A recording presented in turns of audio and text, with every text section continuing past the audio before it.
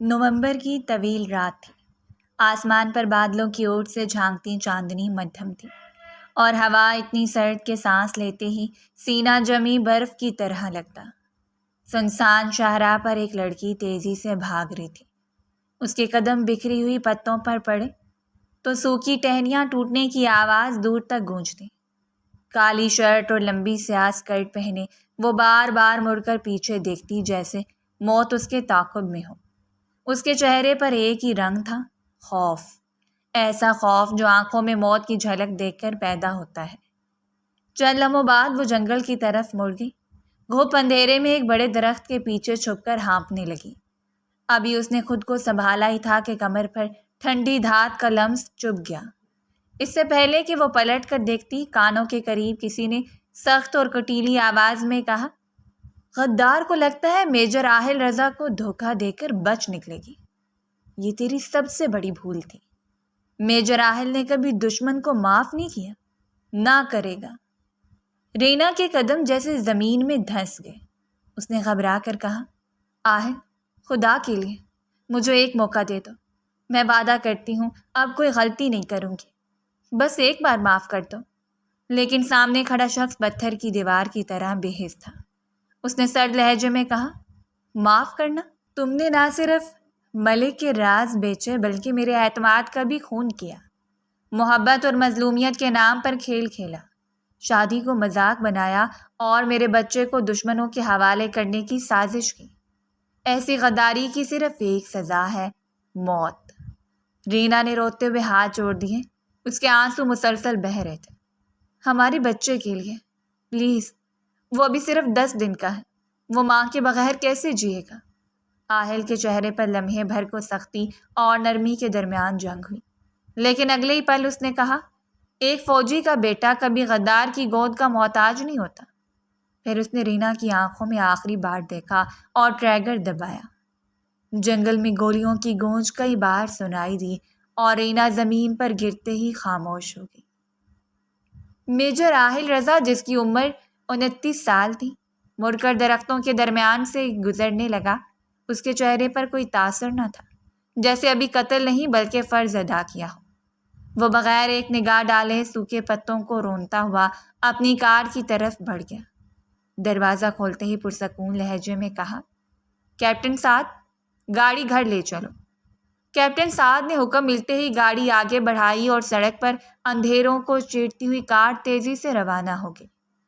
Major Rahil اپنی ذہانت اور جرأت کی وجہ سے فوج میں ایک نمایاں نام تھا۔ دشمن بھی اس کا احترام کرتے تھے اور دوست بھی۔ رینا اس کی زندگی میں ایک حادثے کی طرح آئی تھی، مخالفین کی بچھائی ہوئی سازش، اور وہ سازش اتنی حسین تھی کہ آہل اس میں پھنس گیا۔ بغیر والد کو بتائے اس نے شادی کی، جسے کرنل احمد رضا سخت ناراض ہوئے۔ آج جب آہل کو سچائی پتہ چلی تو اس نے لمحے کی تاخیر کیے بغیر رینا کو اس کے انجام تک پہنچا دیا۔ شہر کے دوسرے کونے میں ایک چھوٹے کمرے کی فضا خوف اور بے چینی سے بھری ہوئی تھی۔ کمرے کے بیچوں بیچ ایک لڑکی ٹہل رہی تھی۔ اس کے لمبے سیاہ بال پونی میں بندھے تھے، مگر گھبراہٹ میں بار بار ادھر ادھر ہل رہے تھے۔ اس کی بڑی غزالی آنکھیں مسلسل دروازے پر لگی تھیں۔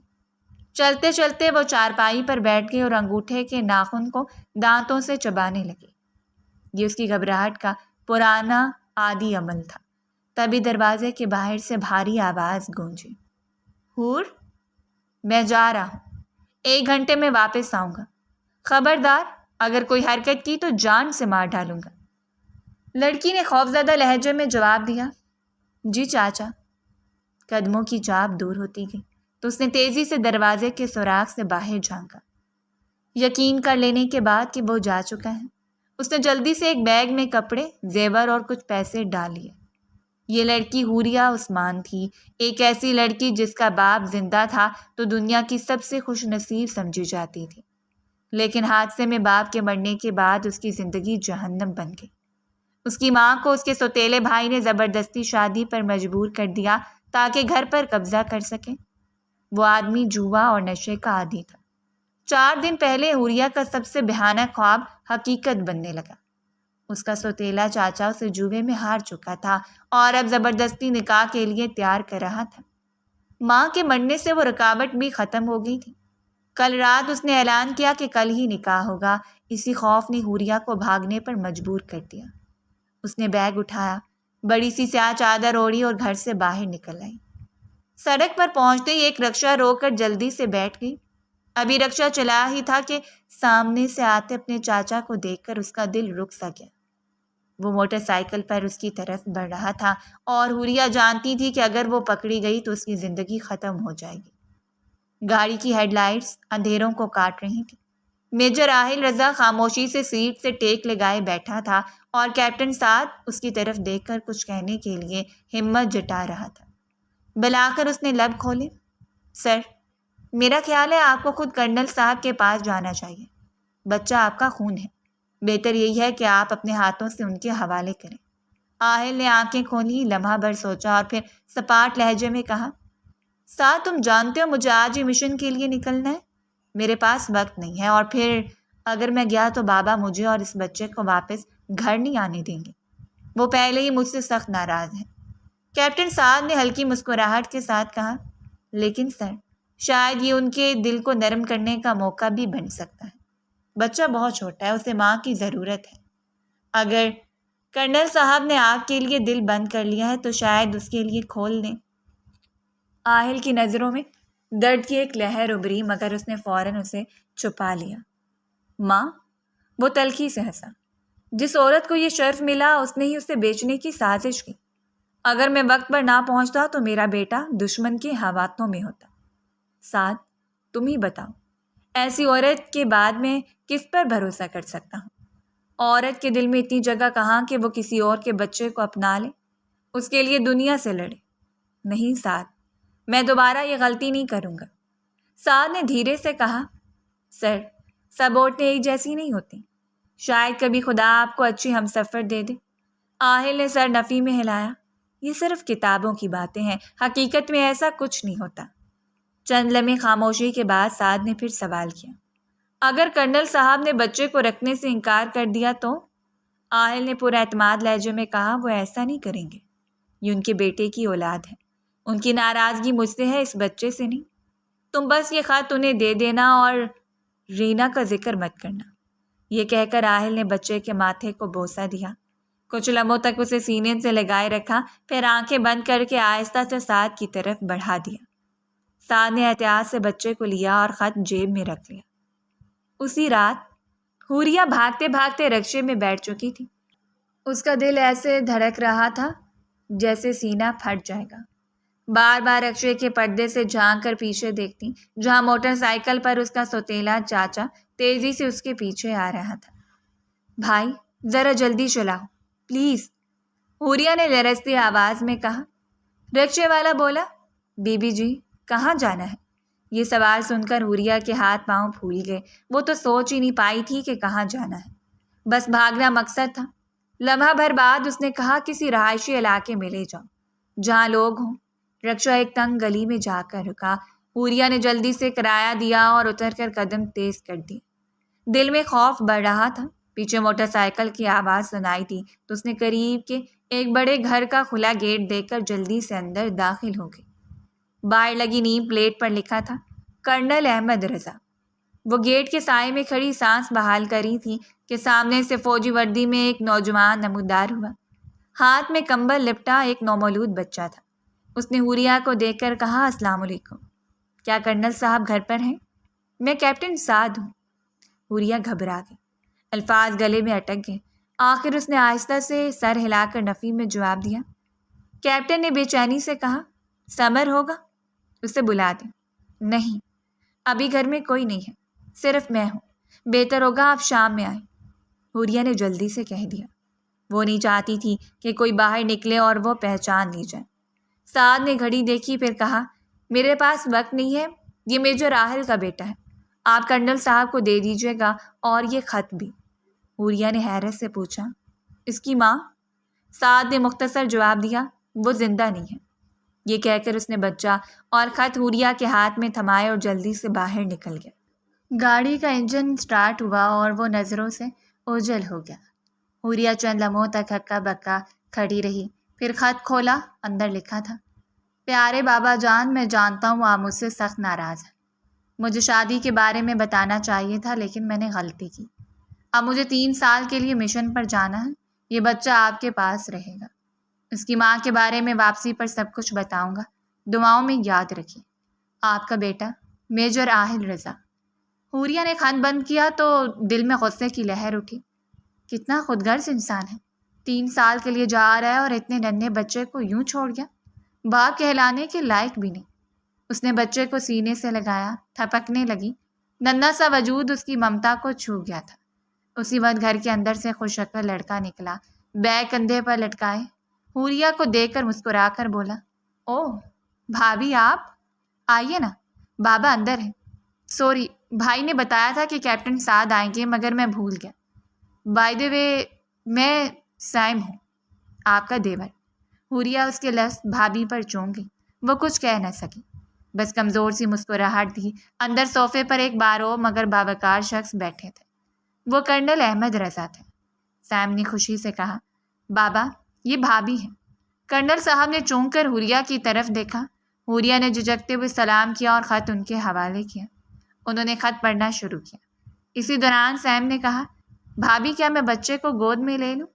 حوریہ نے خاموشی سے بچہ اس کے حوالے کیا۔ سیم نے خوشی سے کہا، بابا دیکھیں کتنا پیارا ہے، بالکل بھائی کی کاپی ہے۔ کرنل صاحب کی سخت آنکھیں بھی نرم پڑ گئیں۔ انہوں نے بچے کو گود میں لیا اور پوچھا، بیٹی تمہارا نام؟ حوریہ، اس نے مختصر جواب دیا۔ اور بچے کا نام؟ کرنل نے مزید پوچھا۔ حوریہ کے لب کانپنے لگے۔ وہ نام نہیں جانتی تھی۔ لمحے بھر سوچنے کے بعد بے اختیار اس کے منہ سے نکلا، حمد۔ کرنل احمد رضا نے مسکرا کر کہا، ماشاء اللہ، بہت پیارا نام ہے۔ حوریہ نے سر جھکا لیا۔ دل کی دھڑکنیں اب بھی تیز تھیں۔ اس کے سامنے ایک نیا راستہ کھل رہا تھا جس کا انجام اسے خود بھی معلوم نہیں تھا۔ رات کی خاموشی کمرے میں پھیلی ہوئی تھی۔ چھت پر لٹکی مدھم روشنی اور کونے میں سوتے بچے کی سانسوں کی ہلکی آواز کے درمیان حوریہ بستر پر لیٹی بار بار کروٹیں بدل رہی تھی۔ اس کی نظریں کبھی چھت پر جمی رہتی، کبھی آہل کے کمرے کی دیواروں پر۔ یہ سب کچھ اتنا تیز ہوا تھا کہ وہ خود کو سمجھا ہی نہیں پائی۔ صبح تک وہ ایک لاچار بے بس لڑکی تھی جسے اپنے سوتیلے چاچے کے خوف نے چاروں طرف سے گھیر رکھا تھا، اور اب شام ڈھلتے وہ ایک نئے رشتے میں بندھ گئی تھی۔ ایک فوجی کی بیوی، ایک نومولود کی ماں، اور ایک ایسے خاندان کا حصہ جسے وہ جانتی تک نہیں تھی۔ اس نے گھبرا کر خود سے سرگوشی کی، یہ سب خواب جیسا ہے۔ اگر انہوں نے سچ جان لیا تو؟ اگر کرنل صاحب کو پتہ چل گیا کہ میں کون ہوں تو وہ تو مجھے جاسوس سمجھ کر مار ڈالیں گے، یا شاید پھانسی دے دیں۔ دل میں خوف کے ساتھ ساتھ ایک عجیب سی تسلی بھی تھی۔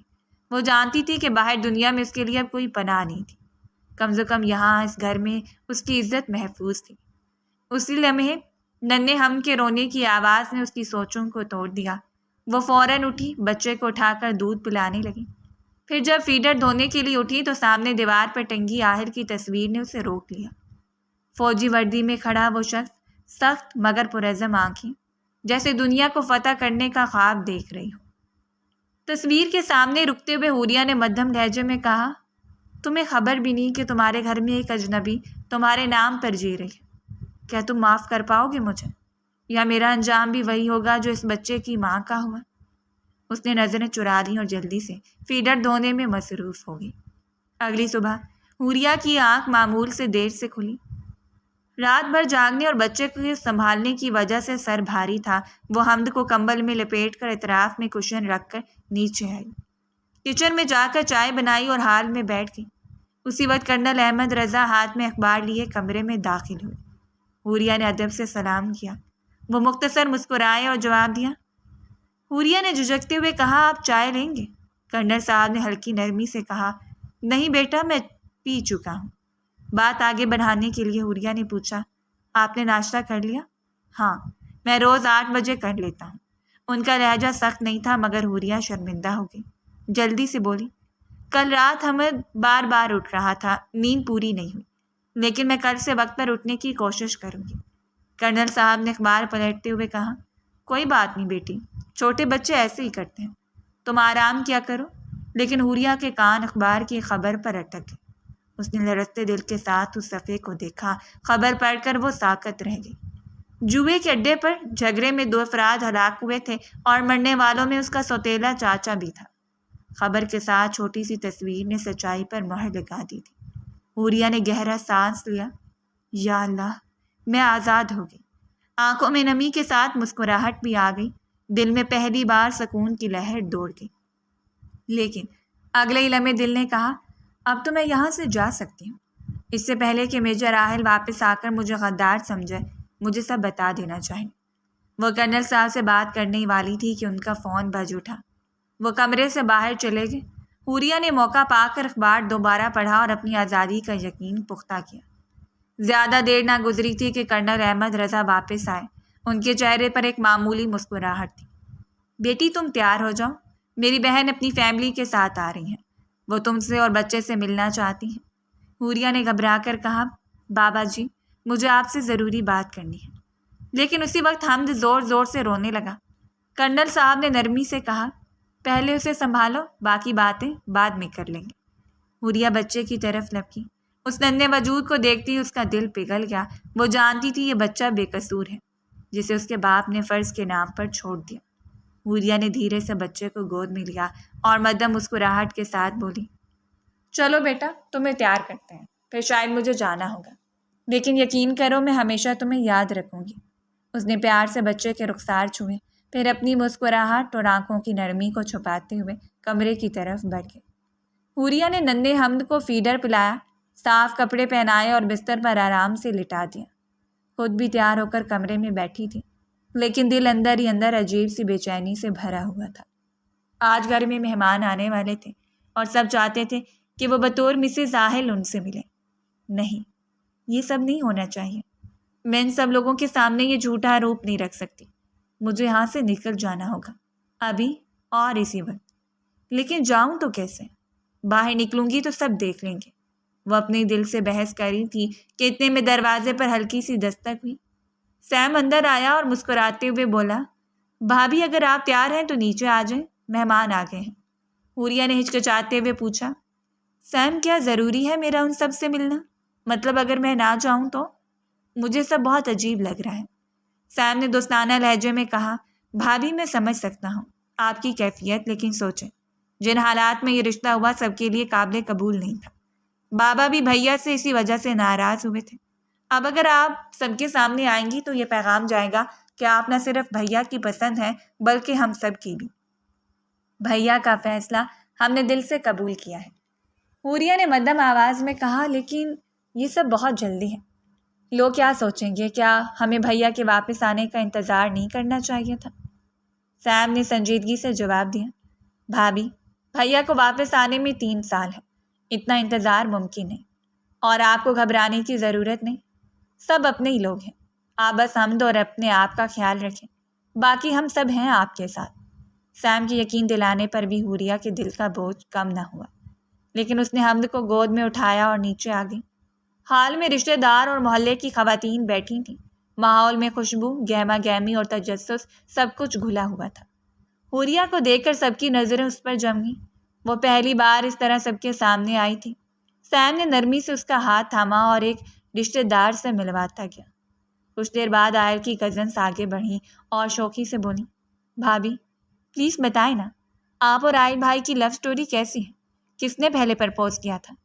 حوریہ کے دل میں ہلچل مچ گئی۔ وہ کون سی کہانی سنائے؟ اصل سچ تو کوئی ماننے والا نہیں تھا۔ وہ ابھی کچھ کہنے ہی والی تھی کہ ساتھ والے گھر کی مسز ملک حسب عادت بات کاٹ بیٹھی۔ واہ بھائی، کیا سوال جواب ہو رہے ہیں۔ ارے یاد کرو، کرنل صاحب نے تو اپنے بیٹے سے ساتھ بڑھ کر بات تک نہیں کی تھی۔ بچہ ہو جانے کے بعد کہیں جا کے معاف کیا، اور آج بھی آہل کو گھر آنے کی اجازت نہیں۔ بیچارہ در بدر پھر رہا ہے، نہ جانے آگے کیا دن دیکھنے ہیں۔ کمرے میں ایک لمحے کو سناٹا چھا گیا۔ سب کی نظریں کبھی کرنل صاحب پر، کبھی حوریہ پر۔ کرنل صاحب اور سیم شرمندگی سے ایک دوسرے کو دیکھنے لگے۔ حوریہ کے اندر کچھ ٹوٹنے لگا، مگر اگلے ہی لمحے اس نے خود کو سنبھالا۔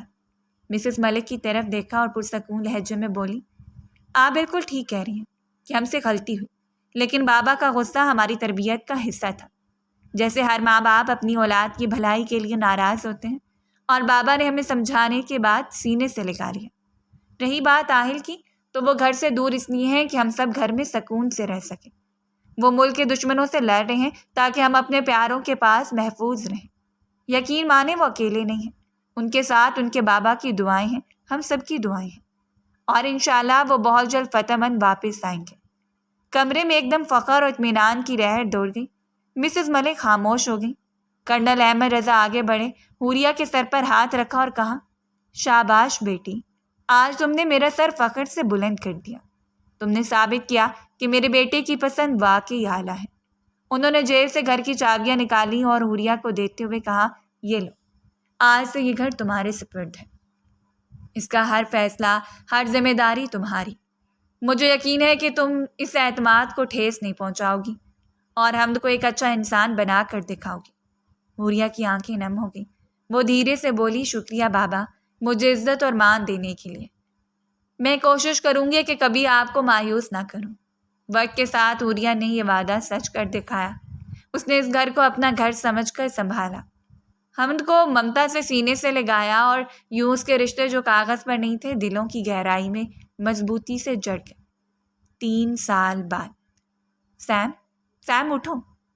حوریہ زور زور سے دروازہ کھٹکھٹا رہی تھی۔ صبح سویرے وہ کرنل صاحب کے ساتھ واک پر جانے کے لیے سیم کو جگانے آئی تھی۔ دروازہ کھلا تو نیند سے بھرے لہجے میں سیم بولا، بھابھی پلیز، روز صبح میری نیند خراب کر دیتی ہیں۔ حوریہ نے ہنستے ہوئے کہا، تم کبھی نہیں سدھرو گے۔ 5 منٹ ہیں تمہارے پاس، ورنہ بابا کی ڈانٹ سے میں بھی نہیں بچا سکوں گی۔ سیم نے مصنوعی نخرے دکھائے، میں آپ کا اکلوتا دیور اور بھائی ہوں، اور آپ اتنا بھی نہیں کر سکتی؟ پلیز آج سونے دیں۔ حوریہ نے شوقی سا جواب دیا، مدد تو نہیں کر سکتی، ہاں تم پر ٹھنڈا پانی ضرور ڈال سکتی ہوں۔ سیم نے منہ بنایا، بھابھی آپ دنیا کی سب سے ظالم بہن ہیں۔ وہ ہنستے ہوئے بولی، اور تم سب سے ڈرامے باز بھائی ہو۔ اب 3 منٹ میں نیچے آؤ، تب تک میں بابا کو مصروف رکھتی ہوں۔ سیم نے ہارتے ہوئے کہا، اوکے بھابھی، یو آر دی بیسٹ۔ حوریہ مسکراتی ہوئی کچن کی طرف بڑھ گئی۔ یہ اس کی روز کی ڈیوٹی تھی۔ نماز کے بعد چائے، پھر سیم کو اٹھانا، پھر کرنل صاحب کے ساتھ واک، سب کے لیے ناشتہ اور حمد کو اسکول کے لیے تیار کرنا۔ دن بھر وہ اسی معمول میں گھری رہتی۔ اسے یاد تک نہ رہا کہ وہ کبھی کوئی اور تھی، کوئی حوریہ عثمان۔ اب وہ بس مسز زاہل تھی، حمد کی ماں، سیم کی بھابھی اور کرنل صاحب کی بیٹی۔ لیکن کیا یہ ممکن تھا کہ میجر آہل رضا ہمیشہ بے خبر رہیں؟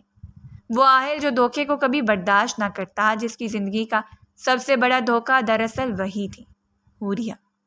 حوریہ نے ننھے حمد کو نیند میں کروٹ بدلتے دیکھا تو اس کے ہونٹوں پر خود بخود مسکراہٹ آ گئی۔ سوتے میں وہ ہمیشہ معصوم فرشتے جیسا لگتا تھا۔ اکثر ایسا ہوتا کہ وہ پیار سے اس کے گال چومتی اور وہ نیند میں ہی بگڑ جاتا، پھر جاگ کر رونے لگتا اور ضد میں اسے تنگ کرتا۔ آج بھی منظر کچھ ایسا ہی تھا۔ اس نے گھڑی دیکھی، سویرے کے 7 بج رہے تھے۔ حمد کے پاس بیٹھ کر اس کے بالوں میں انگلیاں پھیری اور نرم لہجے میں بولی، بیٹا اٹھ جاؤ، صبح ہو گئی ہے۔ اور گڈ بوائز تو جلدی اٹھ جاتے ہیں۔ حمد نے آنکھیں مسلتے ہوئے منہ بنایا، مما پلیز سونے دیں، نیند آ رہی ہے۔ اگر ایسے ہی سوتے رہے تو اسکول کیسے جاؤ گے؟ حوریہ نے ہنس کر اسے گدگدایا، مجھے اسکول نہیں جانا، اسکول گندا ہے۔ اس نے منہ دوسری طرف کر لیا۔ حوریہ نے مصنوعی ناراضگی سے کہا، اچھا ٹھیک ہے، سو جاؤ، لیکن پہلے یہ بتاؤ مما کا بیبی کون ہے؟ میں۔ حمد کی آواز بند آنکھوں کے ساتھ آئی، مما کا شونا کون ہے؟ میں ہوں۔ مما کی جان کون ہے؟ مما میں ہی ہوں آپ کی جان۔ وہ آنکھیں کھول کر ہنسا اور حوریہ نے موقع دے کر اگلا سوال کیا، اچھا یہ بتاؤ مما کا سپر ہیرو کون ہے؟ میں ہوں آپ کا سپر ہیرو۔ اس نے بازو اوپر اٹھا کر مسل دکھانے کی کوشش کی۔ حوریہ نے مذاقن کہا، ہاں مگر سپر ہیرو تو روز اسکول جاتے ہیں اور پڑھتے ہیں، تم تو اسکول سے بھاگتے ہو، پھر کیسے سپر ہیرو؟ یہ سن کر حمد سیدھا بیٹھ گیا اور اس کی گردن میں بازو ڈال کر بولا، مما میں اسکول جاؤں گا اور بہت پڑھوں گا، اب تو میں سپر ہیرو ہوں نا۔ حوریہ نے خوشی سے سر ہلایا اور اسے نہلانے کے لیے باتھ روم لے گئے۔ وہاں بھی حسب معمول ایک اور جنگ اس کا انتظار کر رہی تھی۔ کھانے اور نہانے کے وقت حمد ہمیشہ شیطانیاں کرتا اور ماں کو تنگ کر دیتا۔ دن کے دوسرے پہر حوریہ چائے کا کپ لے کر لان میں کرنل صاحب کے پاس آ بیٹھی۔ بابا آج رات کے کھانے میں کیا بناؤں؟ کرنل صاحب نے اخبار سے نظریں ہٹا کر کہا، جو دل چاہے بنا لو بیٹا، مجھے تو ہلکی سی روٹی سبزی کافی ہے، لنچ پہلے ہی زیادہ کر لیا تھا؟ حوریہ نے مسکراتے ہوئے کہا۔ سوچ رہی تھی سیم کا پسندیدہ کچھ پکا لوں، صبح سے ٹھیک سے ناشتہ بھی نہیں کیا اس نے۔ کرنل صاحب نے گہرا سانس لیا۔ ہاں میں نے بھی نوٹ کیا ہے، بیٹا کچھ دنوں سے بہت چپ چپ سا رہتا ہے۔ تم سے کچھ شیئر کیا اس نے؟ نہیں بابا، لیکن ہو سکتا ہے آفس کے کام کا دباؤ ہو۔ پھر کچھ دیر ہچکچانے کے بعد بولی، بابا ایک بات سوچ رہی تھی، اگر آپ فارغ ہیں تو کہنا چاہتی ہوں۔ ہاں ہاں بولو بیٹا۔ میں چاہتی ہوں ہم سیم کی شادی کے بارے میں سوچیں۔ اس کی تعلیم بھی مکمل ہو گئی ہے، جاب بھی اچھی ہے، اب اگلا قدم شادی ہی ہونا چاہیے۔ کرنل صاحب کے چہرے پر مسکراہٹ آ گئی۔ یہ تو بہت ہی اچھی بات ہے، میں بھی یہی چاہتا ہوں، بس آہل آ جائے پھر نکاح کر دیتے ہیں۔ حوریہ نے تھوڑا سا پریشان لہجے میں کہا۔ لیکن بابا پتہ نہیں آہل کب آئیں گے، میں نہیں چاہتی کہ ہم دیر کریں۔ کل خالہ سے بات ہوئی تھی، ماہی کا بھی ایک رشتہ آیا ہے۔ بابا ماہی بہت اچھی لڑکی ہے، سیم کے لیے بالکل پرفیکٹ۔ میں سوچ رہی تھی ہم خود خالہ سے بات کریں۔ کرنل صاحب کچھ دیر سوچ میں پڑ گئے، پھر آہستہ سے بولے، بیٹا تم نے بالکل صحیح کہا، میں بھی چاہتا ہوں کہ سیم کی شادی ہمارے گھر کی کسی اچھی بچی سے ہو۔ تم تیار رہو، آج رات کھانے پر ہم خالہ کے گھر چلیں گے۔ حوریہ نے شکر گزار نگاہوں سے ان کا ہاتھ تھام لیا۔ شام کو حمد اپنی ضدوں پر اتر آیا۔ مما ہم کب چاچی سے ملنے جائیں گے؟ وہ جھولے والے کھلونے پر بیٹھا بار بار سوال دہرائے جا رہا تھا۔ بیٹا تھوڑی دیر میں جائیں گے، حوریہ نے ٹی وی پر نظر رکھتے ہوئے جواب دیا۔ ابھی چلے نا ماما؟ حوریہ نے آخر کار سختی سے کہا۔ اگر ایک بار اور کہا تو تمہیں ساتھ نہیں لے کر جاؤں گی۔ یہ سنتے ہی حمد فوراً سیدھا ہو گیا، مگر منہ بسوڑتے ہوئے بولا، ٹھیک ہے، پھر بھی مجھے لے کر جانا ہے، میں اپنی چاچی کو دیکھوں گا۔ حوریہ کے دل میں کسک سی اٹھی، چھوٹا سا بچہ بھی پاپا کا ذکر لے کر تو دل کی دھڑکنیں بے قابو ہو جاتی۔ آہل کی یاد کو وہ کب کا دفن کر چکی تھی، مگر حمد کے سوالات پھر سے سب کچھ تازہ کر دیتے۔ اسی دوران سیم اندر آیا۔ بھابھی حمد کہہ رہا ہے آپ لوگ کہیں جا رہے ہیں، کیا معاملہ ہے؟ حوریہ نے مسکرا کر کہا، ہاں ہم جا رہے ہیں ایک خاص جگہ۔ تم خوش نہیں ہو؟ سیم نے سنجیدگی سے پوچھا۔ یہ اچانک شادی والی بات کہاں سے آ گئی؟ حوریہ نے بات گھما کر کہا، جب خالہ نے ماہی کا رشتہ بتایا تو مجھے لگا سیم کو اور انتظار میں کیوں رکھا جائے۔ سیم نے چپ چاپ نظریں چکا لیں، پھر دھیرے سے بولا، بھابھی دیر ہو چکی ہے، جسے میں چاہتا تھا اس کا رشتہ تو ہونے والا ہے۔ یہ سن کر حوریہ نے نرم لہجے میں کہا، تمہیں پہلے بتانا چاہیے تھا، اگر کہتے تو ہم سب تمہارے ساتھ کھڑے ہوتے۔ سیم نے آ بھری۔ میں بابا کو دکھ نہیں دینا چاہتا تھا، بھیا کی شادی پر وہ پہلے ہی ٹوٹے ہوئے تھے، میں پھر ان کو تکلیف نہیں دینا چاہتا تھا۔ حوریہ نے بات آگے بڑھائی، اگر تمہیں کوئی اور پسند ہے تو ابھی بتا دو، ہم سب تمہارے ساتھ ہیں۔ سیم نے ایک لمحہ سوچا اور بے بسی سے مسکرا دیا، وہ لڑکی ماہی ہی ہے بھابھی۔ یہ سن کر حوریہ کھلکھلا کر ہنس پڑی۔ مجھے پہلے ہی سب معلوم تھا، بس انتظار کری تھی کہ کب تم اپنے منہ سے کہتے ہو۔ سیم شرمندگی سے ہنسنے لگا۔ بھابھی آپ نے تو مجھے پریشان کر کے رکھا ہوا تھا۔ حوریہ نے پیار سے اس کے بال بگاڑتے ہوئے کہا، پیارے بھائی اب سب ٹھیک ہے، بابا بھی مان گئے ہیں، آج ہم ماہی کے گھر جا رہے ہیں۔ سیم خوشی سے دمک اٹھا۔ اس نے بے اختیار کہا، بھابھی آپ دنیا کی سب سے بیسٹ بھابھی ہیں۔ حوریہ نے شرارت سے کہا، یہی تو ہوں، لیکن یاد رکھو اس احسان کا بدلہ تمہیں دینا پڑے گا۔ مجھے اور میرے بیٹے کو ایک شاندار ٹریٹ چاہیے۔ رات کو جب وہ سب تیار ہو گئے تو حوریہ اور کرنل صاحب ہم کے ساتھ نکلنے لگے۔ سیم کو کہا گیا کہ کھانا گرم کر کے کھا لے، لیکن جیسے ہی وہ اکیلا کھانے کی میز پر بیٹھا، اچانک دروازے کی بیل بجی۔ سیم نے چونک کر دروازہ کھولا اور اگلے لمحے اس کے منہ سے ایک زوردار چیخ نکلی، بھائی! دروازہ کھلتے ہی سیم کے لبوں سے بے اختیار نکلا اور وہ دوڑ کر آہر سے لپٹ گیا۔ کہاں غائب تھے آپ؟ نہ کوئی خبر نہ رابطہ، ایسے بھی کوئی کرتا ہے کیا؟ سیم کی آواز شکوے اور خوشی کے بیچ کانپ رہی تھی۔ آہل نے تھکے ہوئے لہجے میں مسکرا کر کہا، یار اندر تو آنے دو، سب کچھ ادھر ہی کہو گے کیا؟ او سوری بھیا، آئیے۔ خوشی ایسی تھی کہ اندر بلانا ہی بھول گیا۔ سیم فوراً ایک طرف ہٹ گیا اور آہل کمرے میں داخل ہوا۔ شکر ہے آپ آ گئے، ورنہ میں تو سمجھنے لگا تھا آپ ہمیں بھول ہی گئے ہیں۔ بس کاموں میں اتنا الجھا رہا تھا کہ وقت ہی نہ ملا، اب تو ٹرانسفر یہیں ہو گیا ہے۔ آہل نے پرسکون مگر تھکے ہوئے انداز میں جواب دیا۔ واہ کیا دن آیا ہے، پہلے آپ ملے پھر یہ خوشخبری۔ سیم کی آنکھیں چمک رہی تھیں۔ ویسے ایک اور خبر بھی ہے، لیکن وہ کھانے کے بعد سناؤں گا۔ میز پر بیٹھے دونوں بھائی کھانے کے ساتھ ساتھ باتیں کرنے لگے۔ آہل نے نوالا ختم کیا تو چونک کر بولا، کھانا تو کمال بنا ہے، لگتا ہے بابا نے کوئی نیا کک رکھ لیا ہے۔ صاحب نے ہنستے ہوئے سر ہلایا، کک نہیں، بھابھی نے بنایا ہے۔ سچ بتاؤں، انگلیاں چاٹنے کو دل کرے۔ آہل کے لب تھوڑے سختی سے ہلے۔ بھابھی؟ جی بھیا، حوریہ بھابھی، وہی سب کچھ پکا کر بیٹھی ہیں۔ میں تو شکر ادا کرتا ہوں کہ آپ نے ان سے شادی کی، اگر آپ نہ کرتے تو اتنی اچھی بھابھی کہاں سے ملتی۔ بابا بھی ان پر جان چھڑکتے ہیں۔ سیم کی آواز جوش سے بھری ہوئی تھی اور آج تو بھابھی نے کمال ہی کر دیا۔ وہ بابا کے ساتھ ماہی کے گھر گئی ہیں میرا رشتہ لینے۔ آہل کے اندر زمین جیسے ہل گئی تھی۔ وہ خاموش بیٹھا رہا۔ اعصاب قابو میں رکھے۔ بھیا، بھابھی اور حمد اسی دن سے یہاں ہے جس دن آپ نے کیپٹن سعد کے آنے کا میسج کیا تھا۔ 3 سال میں ایک دن کے لیے بھی کہیں نہیں گئے۔ حمد؟ آہل نے نگاہیں تیز کی۔ جی بھیا، آپ کا بیٹا، بالکل آپ کی فوٹو کاپی ہے، شرارتی بھی، ضدی بھی۔ بھابھی تو سارا دن اسے سنبھال کر تھک جاتی ہیں۔ آہل کے کان سن رہے تھے مگر دماغ جیسے شل ہو رہا تھا۔ دل میں بار بار ایک ہی سوال گونج رہا تھا، یہ عورت کون ہے؟ اس نے میرے بیٹے کو کیوں اپنایا ہے؟ اور میرا اصل بیٹا کہاں ہے؟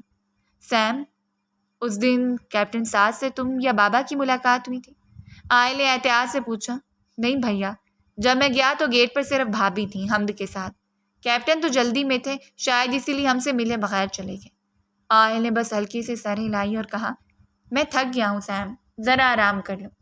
وہ اپنے کمرے کی طرف بڑھ گیا۔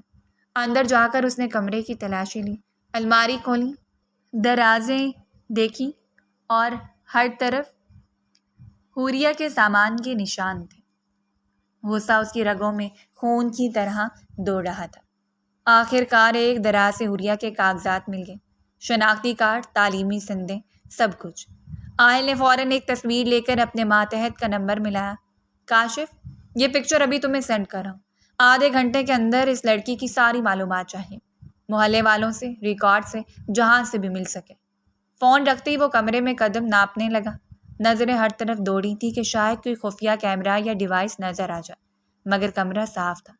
بہت بڑی غلطی کی ہے تم نے، ایک بار مجھے سب پتہ چل جائے پھر تمہارا انجام ایسا کروں گا کہ یاد رکھو گی۔ اس کے لب زہر اگل رہے تھے۔ اسی لمحے اس نے ایک اور کال ملائی۔ میجر آہل رضا اسپیکنگ۔ کیپٹن سعد، تفصیل بتائیے، آپ نے میرا بیٹا کس کے حوالے کیا تھا؟ دوسری طرف چند لمحے سکوت رہا، پھر آواز ابھری، سر، ایک لڑکی گیٹ پر تھی، اس نے کہا کرنل صاحب شام کو آئیں گے اور مجھے بیس جلدی رپورٹ کرنا تھا۔ میں نے بچہ اسی کے سپرد کر دیا۔ آہل کا غصہ لبریز ہو گیا۔ یہی تمہاری ذمہ داری ہے؟ کسی اجنبی کے حوالے کر دیا میرا بیٹا؟ سوری سر، مجھے لگا وہ رشتہ دار ہے۔ خبردار، آئندہ کبھی ایسی لاپرواہی نہ ہو۔ آہل کی آواز فولاد کی طرح کڑی تھی۔ اس نے فوری حوریہ کی تصویر سعد کو بھیجی۔ تصدیق ملتے ہی آہل کے اندر کا طوفان اور بڑھ گیا۔ یہ عورت یہاں کیوں ہے؟ جھوٹ بول کر کیوں بیوی بن کر بیٹھی ہے؟ آخر مقصد کیا ہے؟ اتنے میں فون بجا۔ کاشف کی آواز آئی، سر، لڑکی کا نام حوریہ عثمان ہے، عمر، سال، گریجویٹ، والدین نہیں ہیں، کوئی بہن بھائی بھی نہیں۔ 3 سال پہلے شادی ہوئی تھی ایک فوجی سے۔ محلے والے کہتے ہیں کہ ایک بیٹا بھی ہے۔ شوہر کو کبھی نہیں دیکھا۔ باقی پروفائل صاف ہے، کردار کی شہرت اچھی ہے۔ ایک سوتیلا چچا تھا جو مر چکا ہے۔ آہل نے فون کاٹ دیا۔ صاف شہرت؟ مگر میرے ساتھ یہ دھوکہ کیوں؟ اس کے دانت بھینچ گئے۔ اب سب کچھ اسی کے منہ سے نکلوانا ہوگا۔ رات کے 8:30 بجے کرنل صاحب اور حوریہ لوٹے۔ کرنل صاحب گاڑی کے پاس رکے اور حوریہ سوئے ہم کو اٹھا کر اندر آئے۔ سامنے سیم بے قراری سے بیٹھا تھا۔ بھابھی، آپ نے بڑی دیر لگا دی، بتائیں نا کیا ہوا؟ خالہ نے ہاں کی۔ ماہی؟ حوریہ مسکرا کر بولی، صبر بھی کوئی چیز ہوتی ہے۔ بھابھی پلیز۔ ارے توبہ، شادی کو لے کر اتنی جلدی؟ خیر سن لو، جیسا تم چاہتے تھے ویسا ہی ہوا۔ خالہ نے کوئی اعتراض نہیں کیا۔ ماہی کے چہرے سے بھی لگا کہ دل میں ہاں ہے۔ بات پکی ہو گئی، اسی اتوار کو منگنی ہے۔ سیم کے چہرے پر خوشی کی لہر دوڑ گئی۔ وہ بھابھی کا شکریہ ادا کرتا رہا۔ حوریہ مسکراتی ہوئی حمد کو کمرے میں لے گئی۔ بیڈ پر بچے کو لٹایا، کمبل اوڑھایا اور جھمکے اتارتے ہوئے گفٹ ڈھونڈنے لگی۔ اچانک کمرے میں ایک انجانا احساس جاگا۔ نگاہ اٹھی تو صوفے پر وہ بیٹھا تھا، میجر آہل، سخت، خاموش، مگر آنکھوں میں طوفان لیے۔ حوریہ کے ہاتھ سے جھمکے زمین پر گر گئے۔ سانس جیسے رک گئی۔ وہ لمحہ آن پہنچا تھا جس کے آنے کا خوف تو تھا مگر تیاری کبھی نہ کر سکی تھی۔ آہل آہستہ آہستہ اپنی جگہ سے اٹھا اور حوریہ کی طرف بڑھا۔ ہر قدم میں سوال، ہر نظر میں انتقام۔ آہل کے قدموں کی چاپ کمرے میں گونجی۔ اس کے چہرے پر فولادی سختی اور نگاہوں میں دہکتے شعلے تھے۔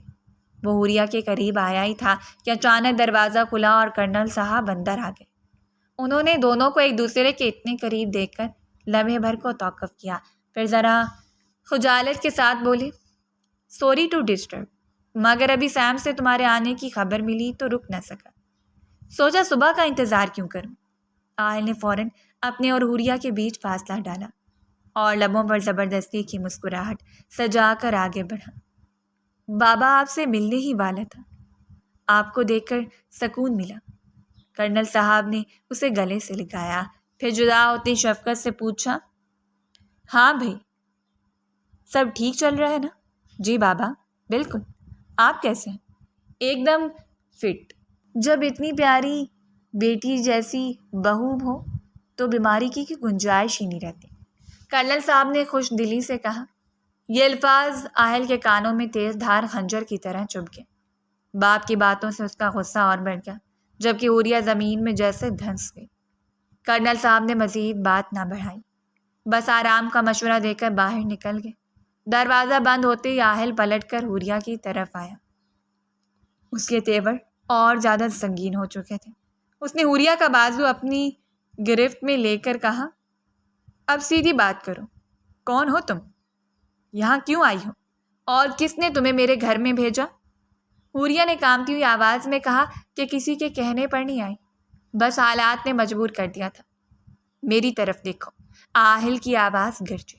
حوریہ نے ہچکچاتے ہوئے پلکیں اٹھائیں، آنکھوں سے آنسو بہہ نکلے۔ رونا بند کرو۔ آہل کا لہجہ سرد اور سخت تھا۔ مجھے آنسو برداشت نہیں، اگر زندہ رہنا ہے تو حقیقت بتاؤ۔ جھوٹ کی سزا میں خود دوں گا، اور وہ سزا تمہاری سوچ سے بھی بڑھ کر ہوگی۔ حوریہ نے لرزتی سانسوں کے ساتھ کہا، میں سب بتاتی ہوں، بس بازو چھوڑ دیجیے۔ آہل نے گرفت ڈھیلی کی تو وہ تیزی سے پیچھے ہٹی اور ایک ایک لفظ میں اپنا حال سنانے لگی۔ میں نے آپ کا نام کبھی استعمال نہیں کیا، بس ایک غلط فہمی سے سب شروع ہوا۔ اس وقت میرے پاس پناہ کی اور کوئی جگہ نہ تھی، جان اور عزت دونوں خطرے میں تھی۔ خاموش رہنا ہی بہتر لگا۔ پھر حمد، وہ معصوم مجھے اپنی ماں ماننے لگا۔ اس کی محبت نے میرا دل باندھ دیا۔ جانے کی کوشش کی لیکن ہمت نہ ہوئی۔ میں نہ کسی دشمن کے کہنے پر آئی، نہ کوئی مقصد تھا، بس تقدیر نے مجھے اس در پر لا بٹھایا، اور پھر یہ گھر، یہ لوگ، دل کا رشتہ بن گیا۔ اس کے لہجے میں سچائی تھی، مگر آہل کو یہ سب ایک گھڑی ہوئی کہانی لگا۔ یہ ڈرامہ میرے سامنے نہیں، سیدھا جواب دو۔ 3 سال سے میرے گھر میں میری بیوی بن کر کیوں بیٹھی ہوں؟ کس کی اجازت تھی؟ آہل نے پھر سے دونوں بازو اپنی گرفت میں جکڑ لیے۔ میں کل ہی چلی جاؤں گی، حوریہ نے آنسو صاف کرتے ہوئے کہا، بس مجھے جانے دیجیے۔ اوہ، تو زبان ہی کھولو گی؟ خیر میرے پاس اور بھی طریقے ہیں، اور یہ مت بھولو یہاں سے نکلنے کی جگہ بھی تمہیں میں ہی دوں گا۔ کہاں جاؤ گی؟ اپنے پرانے گھر جہاں پہلے رہتی تھی؟ ٹھیک ہے، ابھی چھوڑ آتا ہوں۔ تمہارا وجود اس چھت کے نیچے ایک لمحہ بھی برداشت نہیں کر سکتا۔ آہل نے اس کا موبائل اٹھایا، ہاتھ پکڑا اور کمرے سے باہر لے جانے لگا۔ حوریہ کا دل حمد پر اٹکا ہوا تھا۔ وہ چلنے سے پہلے پلٹ کر بیٹے کو دیکھنے لگی، آنکھوں سے پھر آنسو بہہ نکلے۔ آہل نے اس کی نظر کے تعاقب میں بیڈ پر سوئے حمد کو دیکھا اور غصے میں آگ بگولا ہو گیا۔ خبردار دوبارہ میرے بیٹے کو چھونے یا دیکھنے کی کوشش بھی کی تو یہ ہاتھ کاٹ کر رکھ لوں گا۔ میرے بچے کے قریب غدار لوگ نہیں آ سکتے۔ سرد آواز میں وار کرتے ہوئے وہ اسے گھسیٹ کر باہر لے گیا۔ گاڑی میں بیٹھتی اس نے کال ملائی، کاشف، ماریا اور 2 سیکیورٹی گارڈز کو اسی ایڈریس پر بھیجو جہاں ابھی گئے تھے، میں بھی پہنچ رہا ہوں۔ حوریہ کی کپکپاتی آواز نکلی، کہاں لے جا رہے ہیں مجھے؟ آہل نے اسٹیئرنگ پر ہاتھ سخت کرتے ہوئے کہا، تمہارے گھر، ابھی مجبوری ہے، لیکن یہ یاد رکھو وہاں بھی زیادہ دیر نہیں رہ پاؤ گی۔ گاڑی تیز رفتاری سے اندھیری سڑک کاٹتی آگے بڑھی۔ جلدی وہ اس پرانے مکان کے باہر رک گئے جہاں کبھی حوریہ رہتی تھی۔ باہر 2 آدمی پہلے ہی موجود تھے۔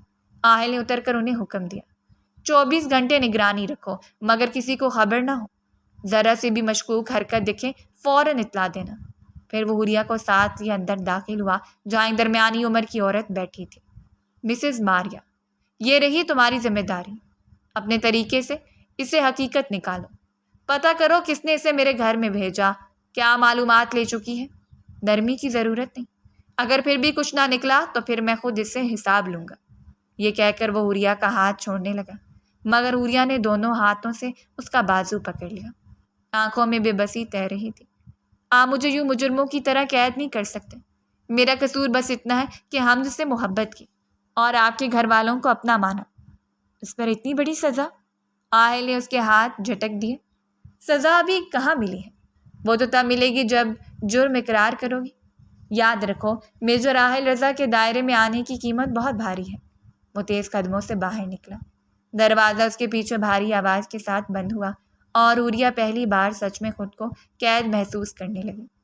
جس خاموشی سے آہل رات گئے حوریہ کو گھر سے نکال کر لے گیا تھا، اتنی خاموشی سے واپس بھی آ گیا۔ کمرے میں داخل ہو کر اس نے حوریہ کا موبائل اٹھایا اور باریک بینی سے ہر چیز کنگالا، calls, messages, social media accounts, مگر اس کی توقع کے برعکس وہاں کچھ نہ ملا۔ جھنجھلا کر موبائل آف کیا اور بیڈ پر آ کر لیٹ گیا۔ حمد سکون سے سو رہا تھا۔ آہل نے اسے اپنے قریب کھینچا، ننھے سے چہرے پر ہاتھ پھیرتا رہا جیسے یقین کر رہا ہو کہ وہ سلامت ہے۔ بیٹے کو اپنے سینے سے چپکایا، مگر نیند پھر بھی اس کی آنکھوں سے روٹ چکی تھی۔ دماغ بار بار حوریہ پر آ کر رک جاتا تھا۔ کیا بابا کو سچ بتا دوں؟ اس نے سوچا۔ نہیں، جب تک وہ لڑکی خود اعتراف نہیں کر لیتی کوئی یقین نہیں کرے گا۔ سب اس کے سحر میں جکڑے ہیں، مجھے پہلے ثبوت چاہیے۔ ثبوتوں کے ساتھ اسے سب کے سامنے بے نقاب کروں گا۔ اب بہت ہو گیا، اس کے دھوکے کی سزا دینے کا وقت آ گیا ہے۔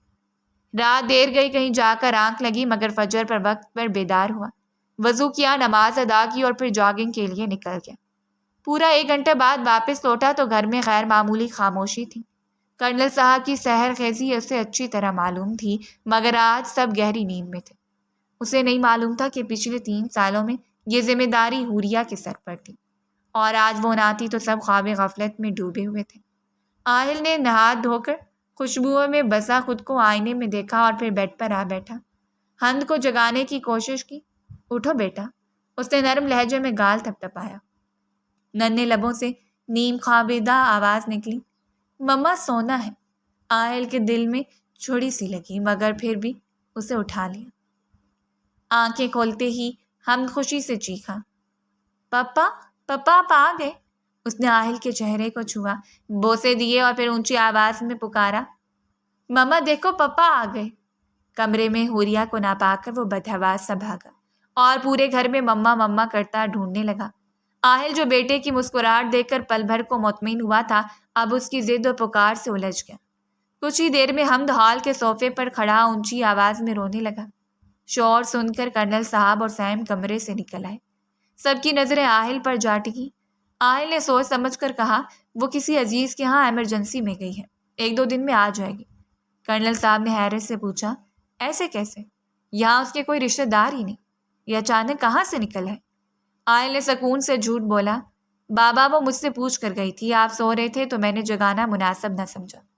مگر حمد رونے سے باز نہ آیا، مما مجھے ساتھ لے کر نہیں گئی، پہلے تو وہ ہمیشہ بتاتی تھی کہ میرے لیے کیا لائیں گی۔ آہل کے دل میں آگ لگی، بیٹے کے آنسو سے توڑ رہے تھے مگر ساتھ ہی غصہ بھی بڑھا رہے تھے۔ بیٹا، میں آپ کو ڈھیر سارے کھلونے دوں گا، بس رونا بند کرو۔ حمد نے معصومیت سے پوچھا، سچ پاپا؟ جی بالکل سچ۔ تو پھر ابھی لے چلے نا۔ ناشتے، کپڑوں، ہر کام پر وہ ضد کرتا رہا۔ حوریہ کی کمی ہر لمحہ اسے بے چین کر رہی تھی۔ دوپہر تک ضد اور رونے کی شدت نے اسے بخار میں مبتلا کر دیا۔ آہل نے دوا دی، بہلانے کی کوشش کی، مگر بیٹا پھر بھی ایک ہی بات دہراتا رہا، پاپا مجھے مما کے پاس جانا ہے۔ آہل کا صبر جواب دے گیا، مما بری ہے، اب اس کا نام بھی نہیں لینا۔ حمد نے تڑپ کر جواب دیا، نہیں مما بری نہیں، آپ برے ہیں، مجھے آپ سے بات نہیں کرنی، مجھے مما کے پاس جانا ہے۔ اس نے باپ کو دھکے دیے، روتا رہا۔ سیم آگے بڑھا اور حمد کو سنبھال لیا۔ بچے کا یہ رویہ آہل کے دل پر بوجھ بن گیا۔ وہ الجھے قدموں کے ساتھ باہر نکل گیا۔ حوریہ کے گھر، اینی پروگریس مسز ماریا؟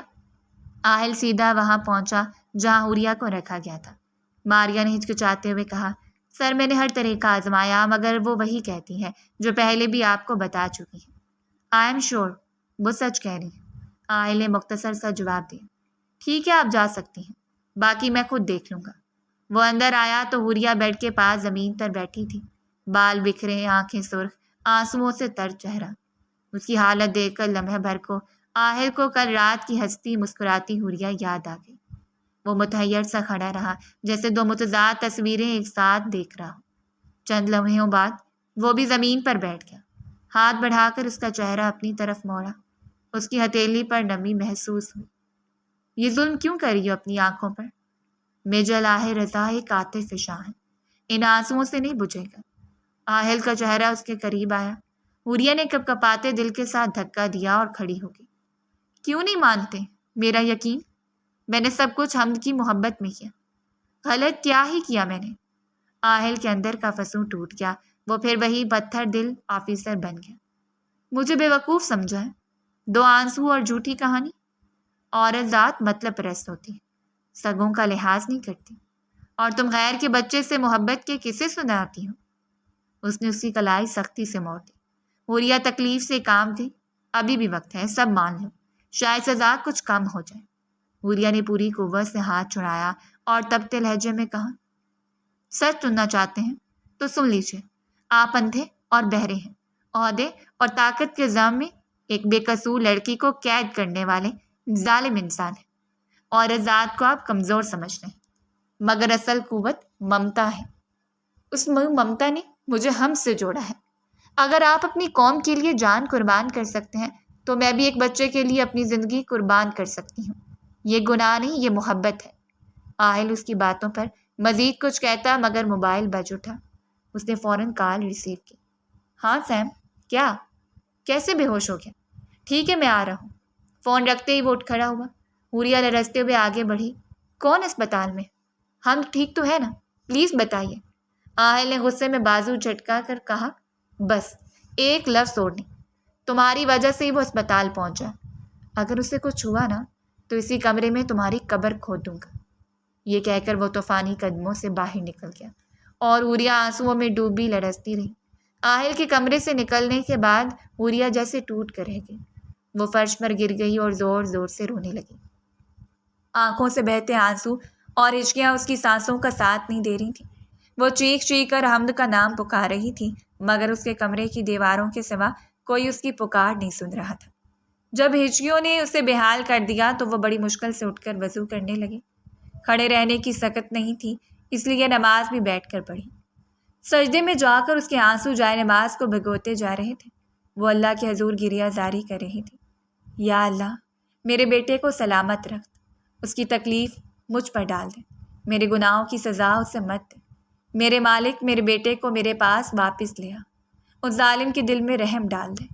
वो बार बार अपनी टूटी हुई आवाज़ में दुआ दोहरा रही थी। ममता का दिल तड़प रहा था। दिल का वो रिश्ता जिसने उसे हमद से बांध दिया था, वो रिश्ता उसे लम्हा लम्हा तोड़ रहा था। अस्पताल का मंजर। आहिल अस्पताल पहुंचा तो कमरे का मंजर देखकर दिल बैठ गया। बेड पर बुखार से निढाल हमद लेटा था। कर्नल साहब उसके माथे पर ठंडी पट्टियां रख रहे थे और सैम उसके पाँव सहला रहा था। बाबा, ये क्या हुआ है? इतनी हालत कैसे ख़राब हो गई इसकी? आहिल ने लरजती आवाज़ में पूछा। कर्नल साहब ने बस एक तेज़ नज़र उस पर डाली और दोबारा हम की तरफ मुतवज्जा हो गए। वो नज़र आहिल के दिल को काट गई। जवाब न पाकर वो सैम की तरफ मुड़ा, जो खुद भी सख्त नाराज़ दिखाई दे रहा था। सैम, तुम बताओ मुझे। सैम ने सर लहजे में कहा, भैया, हमद बस भाभी को याद कर रहा है। डॉक्टर का कहना है कि माँ से जुदाई और खौफ की वजह से बुखार बढ़ गया।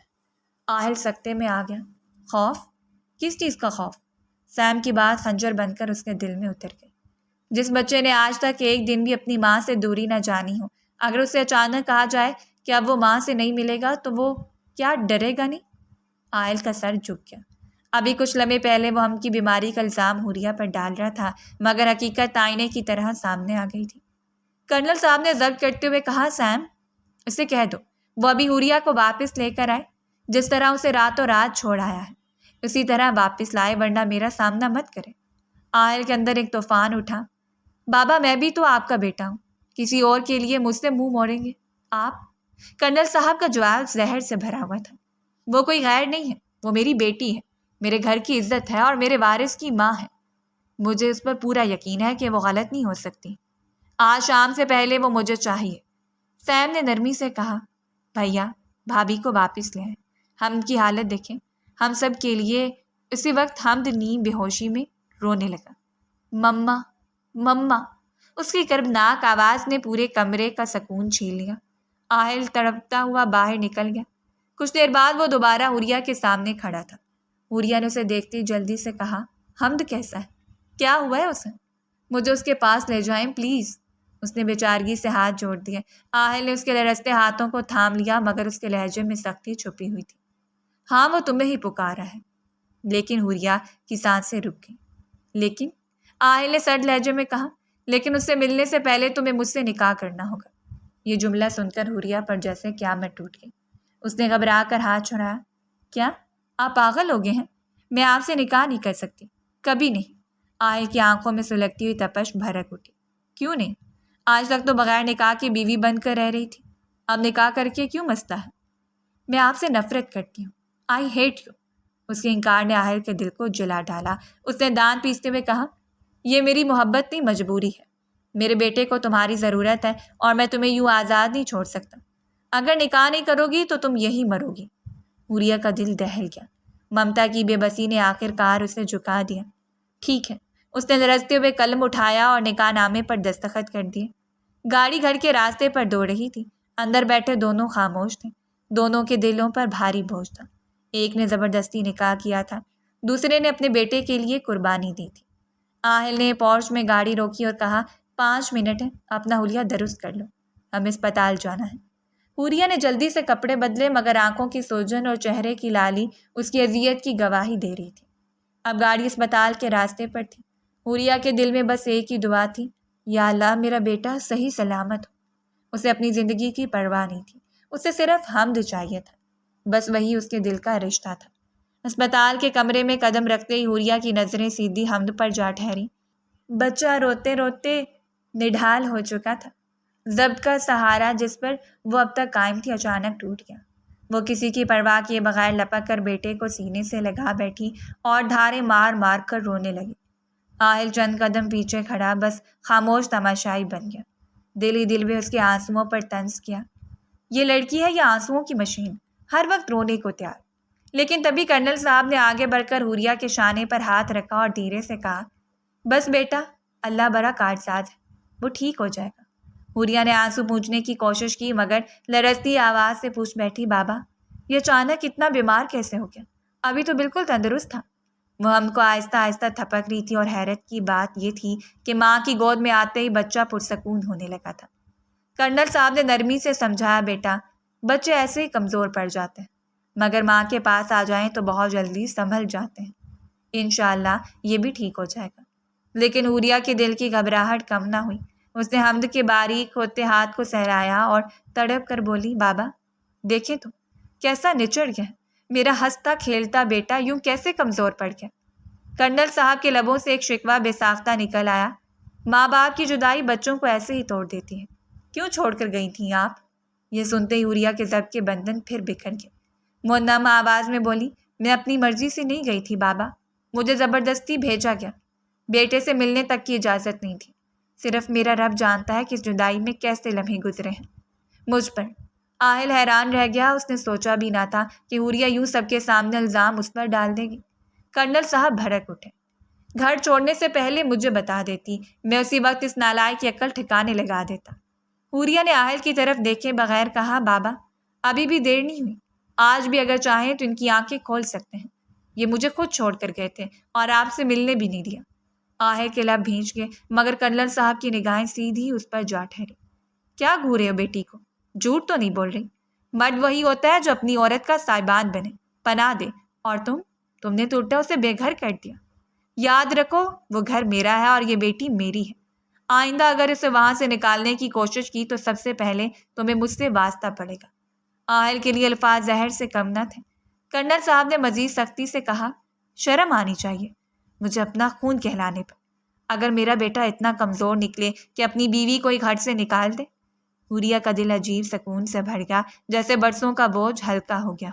اس نے خاموشی سے رب کا شکر ادا کیا اور حمد کے ماتھے پر بوسہ دیا۔ اسی وقت سیم آگے بڑھا، اس کی آنکھوں میں ملال تھا۔ بھیا بابا بالکل درست کہہ رہے ہیں، بھابھی کے ساتھ آپ نے بہت زیادتی کی ہے۔ میں نے ہمیشہ آپ کو اپنا آئیڈیل مانا، مگر یہ سب دیکھ کر دل ٹوٹ گیا ہے۔ آئندہ اگر کبھی بھابھی سے شکایت ہو تو براہ راست مجھے بتا دیجیے گا، میں اپنی بہن کو سنبھال لوں گا، مگر آپ ایسا قدم دوبارہ نہ اٹھائیے گا۔ حوریہ نے مشکور نگاہوں سے سیم کو دیکھا اور نرم لہجے میں کہا، تم دنیا کے سب سے اچھے بھائی ہو سیم۔ اب مجھے یقین ہے کہ کوئی طاقت مجھے نقصان نہیں پہنچا سکتی، کیونکہ میرے پاس بابا اور بھائی جیسے مضبوط سہارا ہے۔ یہ الفاظ آہل کے لیے جلتے انگاروں جیسے تھے۔ وہ ضبط کرتا رہا مگر اندر ہی اندر کھولتا رہا۔ بہت بڑھ گئے ہیں پر تمہارے، فکر نہ کرو، پر کاٹنے خوب جانتا ہوں۔ جس دن ثبوت ملا اس دن چونٹی کی طرح مسل کر رکھ دوں گا۔ رات ڈھلنے لگی تو آئل نے خشک لہجے میں کہا، بابا اب آپ اور سیم گھر جائیں، ہم دونوں ہم کے پاس ہیں۔ کرنل صاحب نے بیٹی کو تسلی دی اور جاتے ہوئے آہل کو غصے بھری نظروں سے دیکھتے رہے۔ ان کے جاتے ہی آئل حوریہ کے قریب آیا۔ یہ سب ڈرامہ کیا تھا؟ میرے خلاف بابا کو بھڑکانا بند کرو ورنہ اچھا نہ ہوگا۔ حوریہ نے سیدھے لہجے میں جواب دیا، آپ غلط سمجھ رہے ہیں، بابا میری جان ہے، انہیں تکلیف دینا تو میرے خواب میں بھی ممکن ہے، لیکن یاد رکھیں آپ جو بھی میرے ساتھ ظلم کریں گے میں چھپاؤں گی نہیں، ہر بات بابا کو بتاؤں گی۔ جتنا کچھ سہ چکی ہوں وہی بہت تھا، اب مزید برداشت نہیں۔ آپ نے مجھے مجرم سمجھ لیا تو ٹھیک ہے، مگر کمزور مت سمجھے، اب ہر وار کا جواب بھرپور ملے گا۔ آہل اس کی یہ دلیری دیکھ کر ششدر رہ گیا۔ جو لڑکی ابھی رو رہی تھی اب شیرنی بن کر سامنے کھڑی تھی۔ اس کا یہ بدلتا روپ اسے مزید الجھا رہا تھا۔ اس نے زہر بھرے انداز میں کہا، یاد رکھو میری نظر میں تم اب بھی ایک جھوٹی اور مکار عورت ہو۔ جس دن ثبوت ملا تمہارا آخری دن ہوگا۔ حوریہ نے پر اعتماد نگاہوں سے جواب دیا، آپ کی نظر کا مجھے کوئی خوف نہیں، میرا سب کچھ مجھے مل گیا ہے، میرا بچہ اور میرا گھر۔ آپ ڈھونڈتے رہیے ثبوت، مگر کبھی کچھ نہیں پائیں گے، کیونکہ میں قصوروار ہی نہیں۔ یہ کہہ کر اس نے وضو کیا اور نماز میں مصروف ہوگی۔ آہل امن کے پاس بیٹھا اسے دیکھتا رہا۔ دل میں سوال ابھرتے چلے گئے، کیا واقعی یہ سچ کہہ رہی ہیں؟ کیا یہ اتنی بے غرض ہو سکتی ہے؟ اپنی ماں نے تو میرا ساتھ چھوڑ دیا، پھر یہ غیر ہو کر کیسے میرے بیٹے پر جان لٹا سکتی ہے؟ یا اللہ مجھے حق دکھا دے، سچ واضح کر دے۔ نماز ختم کر کے حوریہ پلٹی اور سیدھے لہجے میں کہا، یہ میری جگہ ہے، آپ ادھر سے اٹھ جائیں۔ آہل چونک گیا، کیا بھول رہی ہو، یہ میرا بیٹا ہے۔ حوریہ نے حمد کو بازو پر سنبھالتے ہوئے کہا، میں نے کب انکار کیا؟ مسئلہ یہ ہے کہ آپ حقیقت کو تسلیم نہیں کر رہے۔ نکاح کر کے آپ نے خود مجھے اختیار دیا ہے، اب اس رشتے کو جھٹلانا ظلم ہوگا، لہٰذا برائے کرم اپنی جگہ بدل لیجیے۔ آہل کے پاس جواب نہ رہا، وہ لاچار سا صوفے پر جا بیٹھا۔ حوریہ نے حمد کا سر اپنی گود میں رکھا اور آہستگی سے اسے تھپکنے لگی۔ آہل نے پہلی بار محسوس کیا کہ وہ ہر دلیل پر، ہر انداز پر اس عورت کے سامنے ہار رہا ہے۔ زندگی میں پہلی بار کوئی اسے لاجواب کر گیا تھا۔ اگلے دن ڈاکٹر نے حمد کا دوبارہ معائنہ کیا اور تسلی بخش رپورٹ دے کر اسے گھر جانے کی اجازت دے دی۔ گھر آتے ہی حمد جیسے ماں سے لپٹ گیا، جیسے ڈر ہو کہ کہیں وہ پھر سے دور نہ ہو جائے۔ مما آپ مجھے چھوڑ کر کہاں چلی گئی تھی؟ ننھے سے دل کی لرزتی آواز میں شکایت تھی۔ کہیں بھی نہیں گئی بیٹا، مما تو یہی ہے تمہارے پاس۔ بھلا مما اپنے بیبی کو چھوڑ کر جا سکتی ہے؟ حوریہ نے اسے گود میں بھرتے ہوئے پیار سے جواب دیا، پھر آپ مجھے ساتھ کیوں نہیں لے گئی تھی؟ وہ پھر روحان سا ہو گیا۔ میری جان آپ سو رہے تھے نا، تو کیا ہوا؟ آپ مجھے اٹھا دیتی، مجھے آپ کے بغیر رہنا اچھا نہیں لگتا۔ حوریہ نے اس کے رخسار سہلاتے ہوئے کہا، ہم بیٹا باپ بڑے ہو گئے ہیں، آپ سکول بھی جاتے ہیں، اگر مما کبھی تھوڑی دیر کے لیے کہیں چلی بھی جائے تو یوں ضد نہیں کرتے۔ آپ نے دیکھا نا، ضد کرنے کی وجہ سے آپ بیمار ہو گئے تھے۔ ننھے دل نے نرمی سے کہا، مما میں ضد نہیں کر رہا تھا، لیکن آپ خود یاد آ رہی تھی، آپ اتنا یاد نہ آیا کریں۔ یہ سن کر حوریہ کا دل بھر آیا، آنکھوں میں نمی تیر گئی۔ اس نے دل ہی دل میں آہل سے کہا، دیکھو اس بچے کو اتنا پیار ہے، یہ کیسے نہ میں اپنی جوانی، اپنے خواب سب اس پر قربان کروں؟ اس کے لیے تو میں پوری دنیا سے لڑ سکتی ہوں۔ ابھی وہ سوچ ہی رہی تھی کہ حمد نے پھر کہہ دیا، مما پاپا اچھے نہیں ہیں۔ ایسا کیوں کہہ رہے ہو؟ حوریہ نے چونک کر پوچھا۔ کیونکہ انہوں نے مجھے ڈانٹا تھا اور کہا تھا کہ وہ مجھے آپ کے پاس نہیں جانے دیں گے۔ یہ سن کر حوریہ کو اندر ہی اندر تکلیف ہوئی، مگر بیٹے کے سامنے بات کی شکایت نہیں کرنے دی۔ نرمی سے اسے سمجھایا، پاپا آپ سے بہت محبت کرتے ہیں، اسی لیے تو چاہتے ہیں کہ آپ ہمیشہ ان کے پاس رہیں، جیسے میرا دل چاہتا ہے کہ آپ ہمیشہ میرے پاس رہو۔ حمد نے مما کو گلے لگاتے ہوئے کہا، مما میرا بھی دل چاہتا ہے آپ ہمیشہ میرے پاس رہیں، اگر آپ دوبارہ دور گئی نا تو میں آپ سے بات نہیں کروں گا۔ حوریہ نے اسے چوم کر کہا، کبھی نہیں جاؤں گی بیٹا، ہمیشہ تمہارے پاس رہوں گی۔ زندگی آہستہ آہستہ پھر سے معمول پر آ گئی۔ سیم کی منگنی اور نکاح کی تیاریوں میں حوریہ مصروف ہو گئی، جو پہلے حمل کی بیماری کی وجہ سے ملتوی ہو چکی تھی۔ آہل بھی اپنی ڈیوٹی پر جانے لگا۔ گھر میں سکون لوٹ آیا تھا، مگر آہل کے دل کے اندر ابھی بھی جنگ جاری تھی۔ وہ مان تو گیا تھا کہ حوریہ سچی اور نیک نیت ہے، لیکن یہ سوال اسے بار بار کھا رہا تھا کہ آخر ایک عورت کیسے اپنے سوتیلے بیٹے سے اتنی محبت کر سکتی ہے۔ جمعے کے دن آہل گھر پر تھا۔ حمد لان میں پھول توڑ رہا تھا۔ یہ پھول کیوں توڑے ہو بیٹا؟ آہل نے پوچھا۔ مما کے لیے، حمد نے مسکراتے ہوئے جواب دیا۔ آہل نے حیرت سے کہا، لیکن مما تو پھول توڑنے سے منع کرتی ہیں۔ ہاں، مگر آج مما نے بلیک ڈریس پہنا ہے۔ ٹی وی پر ایک لڑکی بھی بلیک ڈریس میں تھی اور اس نے بالوں میں پھول لگایا تھا۔ میں چاہتا ہوں میری مما بھی سب سے پیاری لگے، اسی لیے میں یہ پھول دیکھ کر ان سے کہوں گا کہ بالوں میں لگائیں۔ آہل لمحے بھر کے لیے خاموش ہوا، پھر حمد کے اچانک سوال نے اسے جھنجھوڑ دیا۔ پاپا، کیا آپ کو اب بھی مما بری لگتی ہیں؟ آہل کے لبوں پر سکوت طاری ہوا، پھر دھیرے سے بولا، نہیں بیٹا، اب نہیں لگتی۔ یہ سن کر حمد خوشی سے چمک اٹھا اور پاپا کے گلے لگ گیا۔ کچھ ہی دیر بعد حمد کھیلنے چلا گیا اور پھول آہل کے ہاتھ میں تھما گیا۔ آہل نے سوچا، یہ لمحہ کتنا مشکل ہے۔ جس عورت کو وہ بار بار ٹھکراتا رہا، اب اسی کے لیے قدم بڑھانا ہے۔ مگر آخر کار وہ پھول لے کر اندر گیا۔ سامنے میز پر حوریہ اور سیم کپڑوں پر تبصرہ کر رہے تھے۔ سیم نے چونک کر پوچھا، بھیا یہ پھول کس لیے ہے؟ آہل نے کچھ ہچکچاتے ہوئے کہا، یہ تمہاری بھابھی کے لیے ہے۔ یہ سن کر حوریہ کا دل جیسے رک سا گیا۔ اسے یقین ہی آیا کہ آہل بھی کبھی اس کے لیے پھول لا سکتا ہے، لیکن فوراً ہی آہل نے وضاحت دے کر دیا، اصل میں یہ حمد لایا ہے، خود دینا چاہتا تھا مگر وہ کھیلنے چلا گیا۔ اس نے کہا، میں دے دوں۔ بس لمحے بھر کی خوشی ٹوٹ کر بکھر گئی۔ حوریہ نے نظریں جھکا لی، دل نے آہ بھری مگر آنکھوں نے آنسو روک لیے۔ اس نے خود سے کہا، کاش ایک لمحے کوئی صحیح میرا مان رکھ لیتے۔ یہ رشتہ آخر کب تک اتنا بے مول رہے گا؟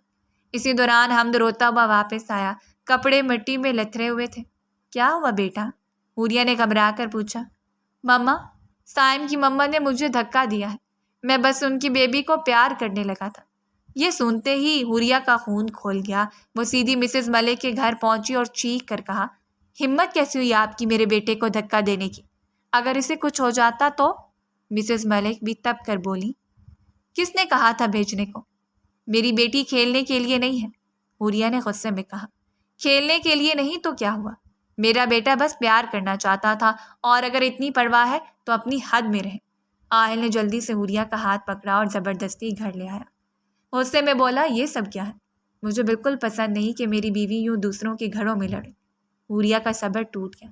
اب آپ کو یاد آیا کہ آپ کی بیوی بھی ہے، آپ کے بیٹے کو دھکا دیا گیا ہے۔ ماں کبھی جاہل یا پڑھی لکھی نہیں ہوتی، ماں صرف ماں ہوتی ہے، اور ماں اپنے بچے کے لیے دنیا سے لڑتی ہے، جیسے میں لڑوں گی۔ یہ کہہ کر وہ حمد کا ہاتھ پکڑ کر کمرے میں چلی گئی۔ آہل وہیں کھڑا رہ گیا، گہری سوچوں میں ڈوبا ہوا۔ برسوں پہلے اپنی کہی ہوئی بات یاد آ گئی، کون سی عورت ہے جو میرے لیے دنیا سے لڑے گی؟ اور آج اس نے دیکھ لیا تھا کہ حوریہ اپنے بیٹے کے لیے کسی سے بھی ٹکرا سکتی ہے۔ سیم کا نکاح بخیر و عافیت ہو گیا۔ رات کو ہم سو گیا تو آہل نے حوریہ کو میسج کیا کہ وہ ٹیرس پر آئے۔ دل زور زور سے دھڑک رہا تھا۔